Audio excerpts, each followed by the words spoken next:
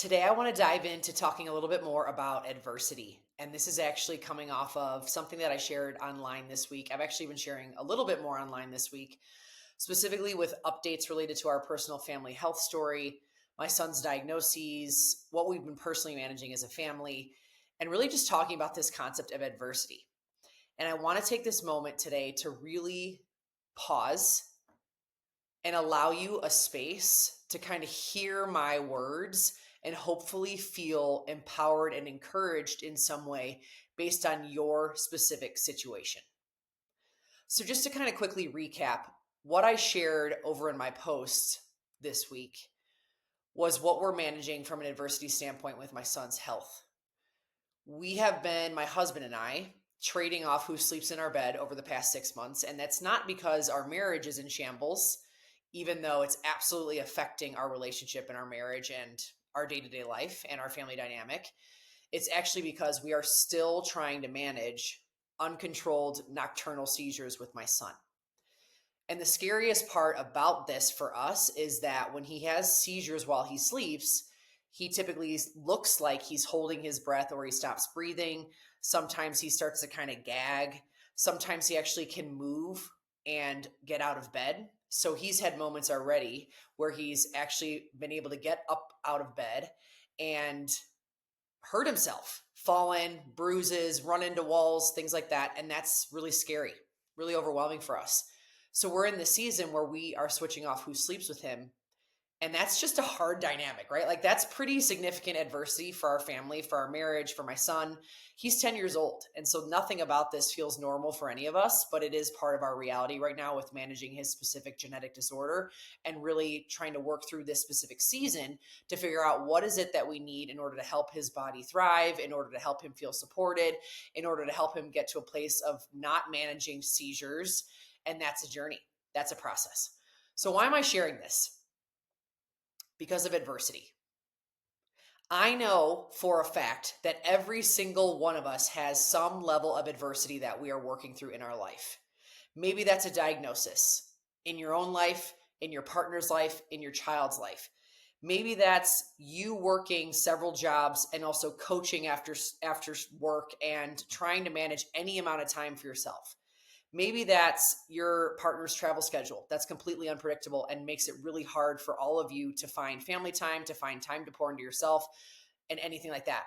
Maybe it's you're taking care of your parents. Maybe it's some other thing that feels really hard and heavy that is inevitably making life feel hard. I know, like I said, that every single one of us has something. Some of us speak about it, some of us don't. And I love that quote that I often see online around the realm of be kind, because we don't really always know or see the battle that other people are fighting. We don't always know the adversity that they're experiencing or the mental and emotional weight that they're carrying around or what is truly happening in their day-to-day life. And I love that quote because it's a powerful reminder for all of us to just kind of continue to have that perspective around just self-awareness, not only in our own life, but also some awareness around we don't always know what's actually happening in everyone else's life. And so just showing up with empathy and kindness and love and appreciation and inclusion and all the things can make a massive difference for how people feel. So I want to leave a couple levels of encouragement today.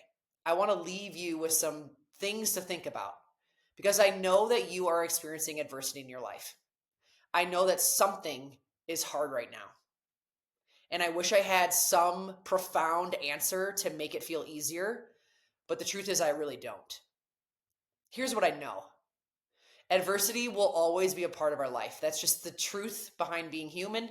That's the truth behind being in the world we are in, and it's the truth behind living a busy, full life.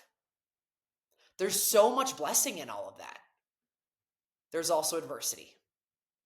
So how do we figure that out, right? How do we work through that? How do we manage ourselves, our well-being, our sense of, purpose, being able to stop, pause, connect, feel fulfilled? How do we manage that when we have inevitable adversity that continues to pop up into our life? The first thing that I always talk about is acknowledging how we feel. This seems like such a basic tip and trick, but it truly is game changing for our mental and emotional well being. We have to normalize and write down and speak about how we actually feel without judgment. So I've had moments, let me give you an example. I've had moments in this season of peeling back the onion on my son's diagnosis and learning more about how this is continuing to change our family dynamic and seeing more of how this is affecting our marriage and changing our relationship and so much more, where I have literally had to unpack very intentionally the tremendous amount of grief that I feel inside of this situation. I have so much grief around our life looking not really what I pictured it would be, around how I pictured certain situations or circumstances to be specifically with my son and his life and his childhood and growing up that are not really our reality. I've had to grieve these specific roles that I've been called into that I never expected to be in. Being the mom of a child with a very rare genetic disorder, being the mom of a child with neurodiversity, being a mom of a child who is epileptic, being a mom of 4 kids. All of these different pieces related to the hard and the adversity that we're experiencing, but also our entire life overall, like so much of it comes with a lot of mixed emotion. And again, there's been this layer of grief that I've had to unpack because there were times where I couldn't identify it. I couldn't identify why I felt so overwhelmed, why I felt so debilitatingly sad or angry or frustrated. And I've learned that underlying feeling inside of a lot of that has been grief. And I know a lot of parents, moms, people go through some level of grief. It doesn't matter, regardless of what adversity you're feeling, there will be grief in that. There will be mixed feelings in that. There will be a lot that you will experience. And so learning to acknowledge the feelings you're having without judgment and going through the layers of them by speaking about them, going to therapy, talking to friends, getting into support groups, connecting with somebody like me, working with a coach, really digging in is a huge part to managing the adversity that we feel. The second thing I want to kind of regroup on and talk about is how when we're experiencing adversity and we're trying to figure out how do we take care of our well-being inside of that, we have to be breaking down things into very small, manageable steps. And when I think about that personally through the lens I look through, I think about health, right? I think about how are we getting grounded spiritually? I'm thinking about what are we doing for our mental and emotional well-being? I'm thinking about how are we taking care of our bodies physically? How are we nourishing ourselves well? How are we protecting our brain health and our mental health? How are we making sure that we're implementing routines and rhythms and habits that really truly will help serve us from the inside out? I think about that. That's the lens I look through, and that's the lens that I teach, and that's what I want to talk to you about today. So when you're thinking about something like the adversity and the hard in your life, and you want to break something down into manageable steps, the thing that I want to encourage you to think about most is health. And where are you at in the healthy habits, routines, and rhythms that can essentially help you manage the adversity?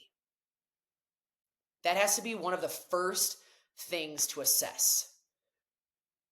And I want to encourage you to do that because I think this is a missing piece that we often can kind of just scroll over, if you will, or forget to kind of really, reflect on because we're so buried in some of the mental and emotional weight that comes from the hard that we're feeling. So think about that today. Think about in your adversity right now and the hard you're feeling in your life. What do the healthy practices look like that really protect and empower and encourage your body and your brain to actually even show up in your day-to-day? What's something small you can start to implement that feels manageable and realistic? It can be as simple as going to bed 10 minutes earlier. It can be as simple as waking up and drinking 8 ounces of water. It can be as simple as taking a 5 to 10 minute walk after lunch. Those little things make a massive difference, especially as you start to compound them over time. And I want to make sure I'm speaking very specifically about this because we overcomplicate health. We overcomplicate what it really truly looks like to take care of ourselves. The truth around health is it's actually pretty simple. It's not easy, mostly because we live in a world where we can get so highly distracted and buried by everything that we're managing that all of a sudden we've lost sight of those simple things we can do. And so that's what I want to take a moment to encourage you to refocus on a little bit today, because oftentimes it can be one small, simple, manageable step that will help you start to move in a direction that will make you feel better in the adversity that you're managing. Here's the last thing I want to talk about. And we don't do this enough. And I have said this over and over and over in the health coaching work that I do with my clients on this podcast. I will say it for forever. It's this idea of really working to practice self-compassion and making sure that you're celebrating the small wins inside of your life. If we don't do that, the adversity is always going to feel harder. If we don't do that, we're not going to always be able to see the progress that we're making, the changes that we're making, and be able to really focus in on our growth. We have to be working on diligently practicing self-compassion as often as possible. This is never going to be a perfect thing. As this whole message has shared, there will always be some level of adversity. There will always be some level of hard. As the saying goes, as the quote has been shared, choose your hard. You know, there's some truth in that for sure. Some of the hard we don't choose. Some of the hard is called into our life. Some of the hard is through situations, circumstances, diagnoses, and things that are out of our control. But here's what we have to remember. How we choose to manage that, how we choose to press forward, how we choose to be honest and self-aware through these things are in our control. That is where we can actually choose our hard.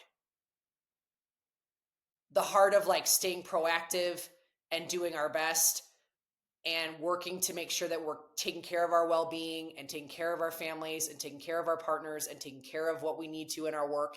And at the end of the day, laying our head on the pillow and saying, I did the best I could and I was mindful as I could be. And I really want to make sure that I'm practicing as much as I can these habits and tips and tricks and tools that I know are going to actually serve me as I'm showing up and managing the hard. Or we can completely neglect it. We can bury it. We can pretend it's not there. We can ignore the signs. We could refuse to unpack. That's where we're choosing hard. That's where we choose how to manage. And so I want to take a moment to really hit on this third point again, because wherever we're going and whatever hard we're choosing based on our specific adversity, we have to make sure we're practicing self-compassion in that. And we have to make sure we're celebrating where we're actually showing up and doing well and having wins. This is something that I preach all the time as a health and wellness coach. And this isn't only related to health. This is related to truly any aspect of your life. Being able to pause and really remember that you are human and you're doing your best and there's always things to celebrate is so crucial for our inside out well-being. And so I wanted to take a minute to make sure that we really touch on that point, because it's massive for managing the adversity in our life. As a quick recap, let's go through the 3 points again, because I want to make sure you feel some level of encouragement from today's message. First is acknowledging your feelings without judgment and taking moments to pause and really ask yourself, what is it that I'm feeling and why? Sometimes it's feelings of anger, and this is unfair. And it shouldn't be this hard. Sometimes it's feelings of sadness and defeat and being lonely, feeling isolated, feeling lost. Sometimes it's grief. Sometimes it feels a little bit like, why me? Why this? And I want to normalize that those feelings come into all of our lives at some point in time. That says nothing about us except that we're human. And humans have a wide spectrum of feelings that we feel. So the more we acknowledge them, unpack them, learn through them, grow through them, and again, normalize the experiences that we feel from a feeling standpoint and an emotional standpoint when we're managing adversity, the more we are able to move through to the places I just talked about, like taking small, manageable steps in order to help yourself feel the best possible during these seasons of adversity, which really truly are all the time in some capacity, and then practicing self-compassion and celebrating wins. Those second 2 points really stem from being able to identify with what you are truly potentially feeling inside that first point. And again, just normalizing the feelings, talking through the feelings, and feeling what you need to feel without judgment. Practicing self-compassion through those feelings. Figuring out small, manageable steps you can take in order to help yourself feel good. All of these things are really crucial. And again, as a health coach, I talk about these things diligently with my clients. I practice this in my own life. We are constantly working through this as a family, and I will talk about this forever on my podcast, in the work that I do, in anything that I share online, in anywhere that I speak, that no matter what you have going on in your life, there is always room for you.